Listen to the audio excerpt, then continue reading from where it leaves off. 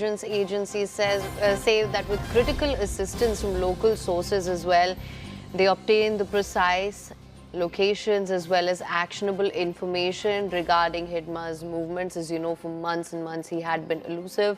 After monitoring his activities for approximately 34 hours, forces then mobilized a small team to carry out this particular operation, which finally took out Madvi Hidma, and multiple tiers of security personnel from central forces were also strategically deployed around the suspected encounter site to prevent any sort of possibility of escape. This then, of course, ensured that the target remained confined within a controlled perimeter. According to sources, at approximately 2 a.m., security forces had started this operation.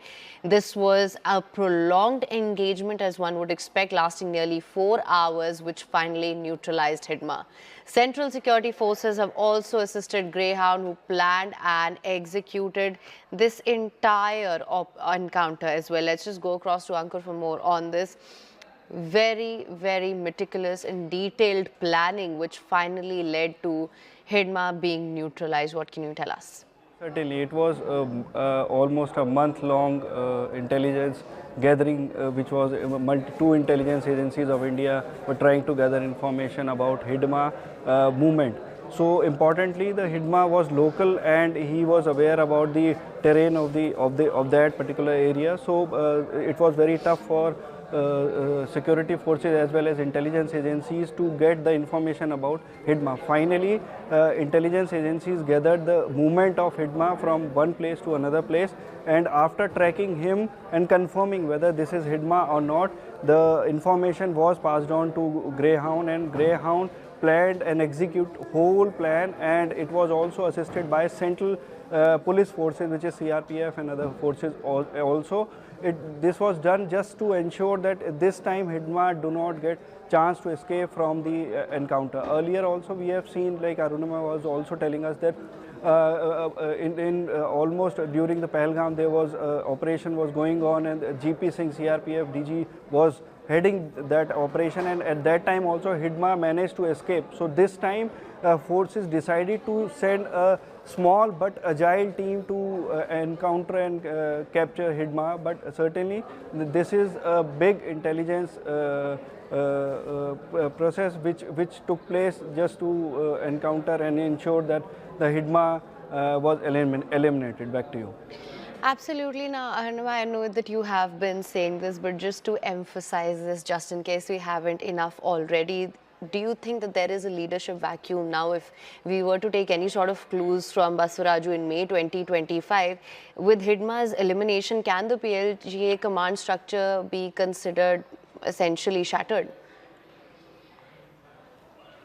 So PLGA definitely has suffered a body blow, but Hidma had moved a step above PLGA. He was recently made the head of the Dandakaranya Special Zonal Committee. Effectively, the Dandakaranya Special Zonal Committee is the group of CPI Maoists which looks at all operational command for the entire Chhattisgarh. So not just military command, Hidma had progressed a step earlier. Now, as far as leadership vacuum is concerned, for CPI Maoists, Devji, alias Tirupati, has stepped into the shoes of Basavanna Raju.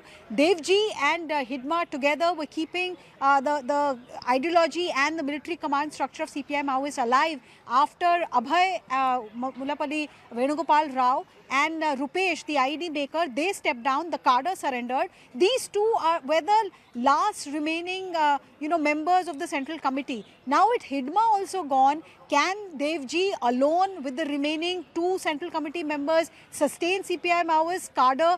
Can their morale be ensured? IG Sundar Raj, who's the IG of Bastar of Chhattisgarh Police, gave a very clear message to the Maoist leadership. You either surrender your arms or you face justice. We are not allowing you, because earlier the modus operandi of CPI Maoists was they would carry out an operation in Chhattisgarh and then cross the border and hide in the jungles of Gadchiroli or Odisha or Andhra Pradesh and Telangana, and expect that the police force there would not take any action because the coordination was not so perfect. But those days are now gone. All these state police force are now working under a joint command structure. The central paramilitary forces, the CRPF, the ITBP, the BSF, their specialized forces are all coordinating in real time. So escaping after doing an operation is not an option, and that's why I think Sundarraj's statement is so significant. After Hidma's death, the cadre will have to surrender or they'll be brought to justice. Right, Mr. Sharma, let me just come to you. Let's talk about the joint operations, of which we now have more detailed information. Intelligence agencies, they had critical assistance from local sources as well. They, of course, tracked down the precise location, had actionable information regarding his movements, and they've also monitored his movements for nearly 34 hours, after which a small team was sent out to carry out these operations. Of course, you would know best how these sort of operations are carried out and what sort of logistical challenges they face.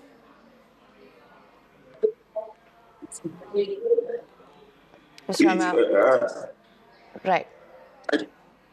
Please, please repeat the question. I'm asking you about the operational, the joint operations which were carried out. We do have more information on this now. Critical assistance from local sources was provided as well. They were monitoring his movements for about 34 hours, after which a small team was deployed to carry out this operation. What can you tell us of the logistical challenges here? Now, no more logistic challenges because now forces are full of confidence and moving ahead. And now, in future, you will see more operations, more Naxalites who will not surrender, will kill, and certainly now most of the Naxals will surrender. Right. All right. So thank you so much for all your insights on this.